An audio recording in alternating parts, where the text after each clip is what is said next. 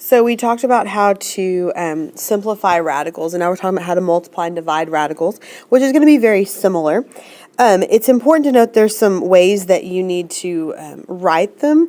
And so if a radical is multiplied by a number or variable, so like we have the square root of 3 in x, that means square root of 3 times x. The correct way to write it is to put the number or variable in front of or before the radical sign. So it should be written as x square root of 3. This is not necessarily incorrect. It's just not the most correct way to write it. This is correct. And the fear is that if you write it like this is written here, that you might accidentally continue the square root symbol, and it's hard to know what should be under the square root and shouldn't. But if you write it this way, then it's easy to tell what should not be under the square root.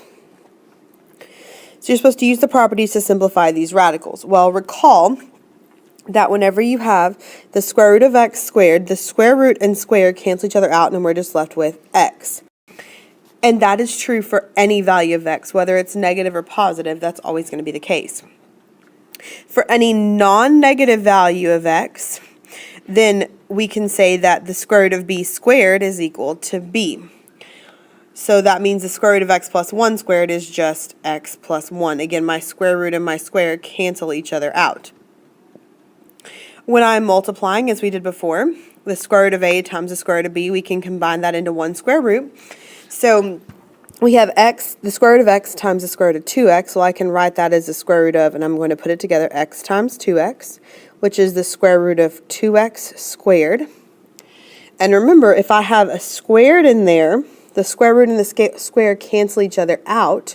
Or I can write this as square root of 2 times x, and there is a pair of x's, so I can bring an x out, and I'm left with 2 inside. That would be my final answer.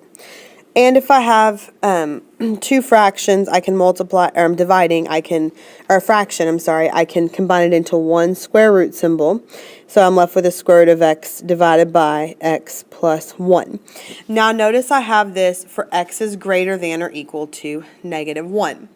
The reason I have that is because when I'm taking the square root of a number, my square root cannot be negative. Okay, so my square root, I cannot take, what I'm taking the square root of cannot be negative.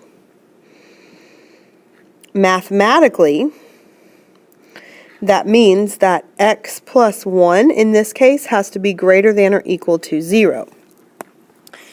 Because anything bigger than 0 is going to be positive. So if I were to solve this for x, then I would be subtracting 1 from both sides, and I get that x is greater than or equal to negative 1. That's where this notation comes from. For the top part, I can put anything underneath the square root as long as it is 0 or bigger. So there's a limitation on this top part to be x is greater than or equal to 0. And when I combine the two together into one problem, I have to go with whichever one is the least inclusive, which means it includes the least amount of numbers. And so my options here are that x's are greater than or equal to 0, or x's are greater than or equal to negative 1. And we always want to go with the one that's the least inclusive, which means has the least amount of numbers. So if I were to graph these two on my number line, here's negative 1, here's 0. One of them says that x's are greater than or equal to negative 1. The other one says that x's are greater than or equal to 0. So the one that has the least amount of numbers is the one in the black. So that's the one I want to go with. So I would have to say 4 x is greater than or equal to 0, which means I can plug in anything bigger than or equal to 0 in this problem and I can get an answer. You can also tell this from your table in your calculator. If you go to your table and you type in this equation right here, and you go look at the actual table, when you get below 0 to negative 1, negative 2, and stuff like that, you're going to see the word error. So it says, in all of these expressions, why do we always want the value of the radicand to be non-negative? And the reason is because you can't take the square root of a non-negative number. You cannot take the square root of a non-negative number. So when I'm multiplying radicals, which is what I'm going to have to do, like this one, square root of x plus 2 times square root of x minus 3, I can use FOIL or I can use the box method. So I have square root of x plus 2, square root of x minus 3, and I start multiplying. So square root of x times square root of x is the square root of x squared. 2 times the square root of x is 2 square root of x. Negative 3 times the square root of x is negative 3 square root of x. And negative 3 times positive 2 is negative 6. So whenever I start writing this out, the square root of x squared, well, recall when I have a square root and a square, they cancel each other out. So I'm left with x plus 2 square root of x minus 3 square root of x minus 6. And I need to combine my like terms. My like terms are anything that have the same variables, the same exponents, in this case also the same radical signs. So I have 2 square root of x and minus 3 square root of x that I can combine. 2 minus 3 gives us negative 1 square root of x, and then I bring down my x and my minus 6. So this would be my final answer. X minus square root of x minus 6.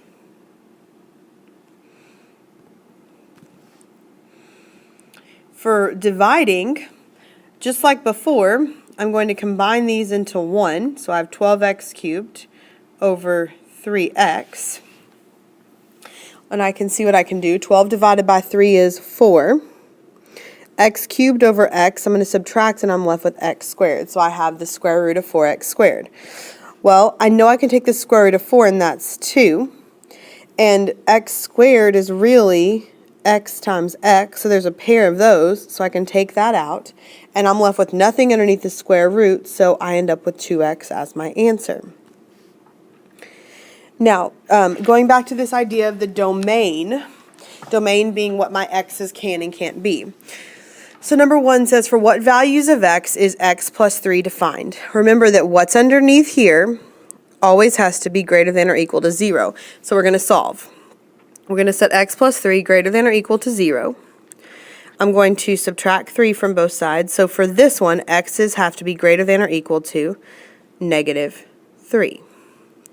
For my second one, I have x minus, or 1 minus x under the square root. So I'm going to do 1 minus x has to be greater than or equal to 0. And I'm going to solve for x. So I'm going to subtract 1 from both sides, and I get negative x is greater than or equal to negative 1. I need to divide both sides by negative 1. And when I divide by a negative, remember that I must switch the direction of my inequality sign. So I end up with x's are less than or equal to positive 1. And I apologize, on the first one it should have said x's are greater than or equal to negative 3. So the question now asks for what values of x plus 3 divided by x minus 1, or divided by 1 minus x defined. So this time I've got to combine these two together, and the easiest way to do this to figure it out is to figure it out graphically. So I have negative 3 and I have positive 1. Well, we know the top part, x plus 3, we can plug in anything that is equal to or bigger than negative 3. For the bottom one, I can plug in anything that is equal to or smaller than positive 1. And on the previous example where we talked about this, we said we wanted the one that included the most. Well, in this case, they both include weird amounts because they go different directions. So whenever this happens, my values that can be included is everything in between those two numbers. So it would be starting at negative 3, ending at 1. My domain is my x's, so I'm going to put x in the middle. And we always, when we do this, put less thans or less than or equal tos. So we just have to decide, is it less than or equal to? Well, the negative 3 had to do with the top. And if I plugged negative 3 on the top, I would get 0. So that means I can have negative 3 on top. But if I plug in 1 here for x, 1 minus 1 is going to give me 0. And I can't divide by 0, so that means it can't actually equal 1. So this would be my domain. Numbers 1 through 4 ask us to write the inequality that shows for the values of x when the expression is defined. So rather than trying to combine these together at first, I'm actually going to look at each one separately. Remember, I have to say that what's inside has to be greater than or equal to 0. So I'm going to start with 2x. To get that x by itself, I'm going to divide by 2, so I get x has to be greater than or equal to 0. Then I have x plus 1. I'm going to say that it has to be greater than or equal to 0. So x, I'm going to subtract 1 from both sides. And I get that x has to be greater than or equal to negative 1. So when I combine this all together, I want to go with the one that works for both. And so remember, I want to go with the one that includes the least amount. So I'm going to graph these again because I think it helps. So here's negative 1. So one of them said I want to start at negative 1 and I want everything bigger. The other one said I want to start at 0 and I want everything bigger. And another way of explaining it is you want the one where they overlap. Whenever they overlap, that's good. So they overlap from here on. So that means you want, for this one, x that are greater than or equal to 0. Number 3, I'm dividing this time. So for the top, I know that anything that's bigger than or equal to 0 is good. So I'm going to divide both sides by 5. I get x squared has to be greater than or equal to 0. When I take, and here's the thing with this, because it's x squared, that means I can plug in anything I want to, because when I square it, any number squared is always greater than 0. So for this one, it's going to be all real numbers.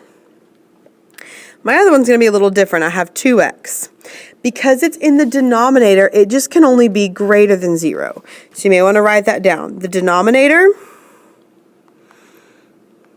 is always greater than 0.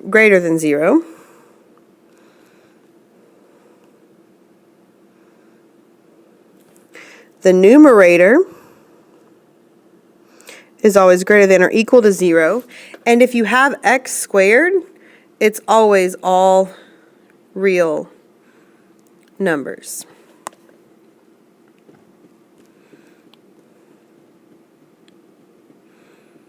So I want to divide both sides by 2, and I get x has to be greater than 0.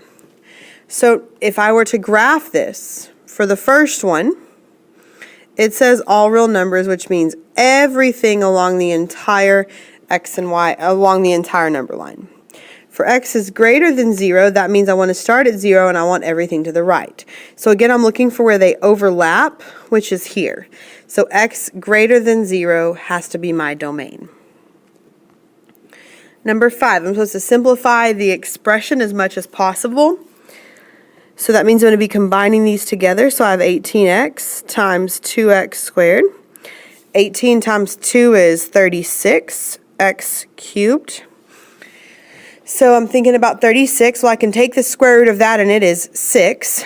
X cubed is x times x times x, and I'm looking for pairs. I have one pair of x's, so I can bring an x outside, and I'm left with one x on the inside. So that would be my simplified form. Number 7 says 20x cubed divided by 5x. So I can put that together as one fraction, 20x cubed over 5x. And I'm just dividing. 20 divided by 5 is 4. X cubed divided by x is x squared.